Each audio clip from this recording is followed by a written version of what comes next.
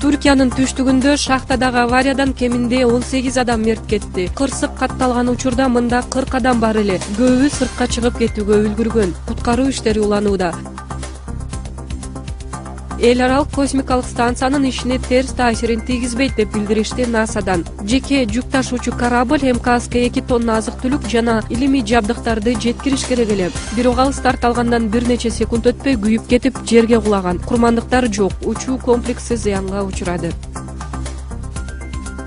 Донецкте президенттик жана парламенттик шайлоолордо интернет добуш берүү башталды. Мындай мүмкүнчүлүк биринчи кезекте Киевдин көзөмөлүндө калган аймак жашоочулары үчүн уюштурулду. Ошентип Донецк элдик республикасынан сырт жакта жүргөн жарандар 31 октябрга чейин 3 күн аралыгында интернет аркылуу добуш берсе болот. Ал эми шайлоонун өзү 2 ноябрга белгиленген. Бул шайлоолордун жыйынтыгын Россия тааный турганын, Украина тескерисинче четке кагаарын билдирген. Пешмарга күрд отрядтарынын алгачкы тобу Түркияга келди.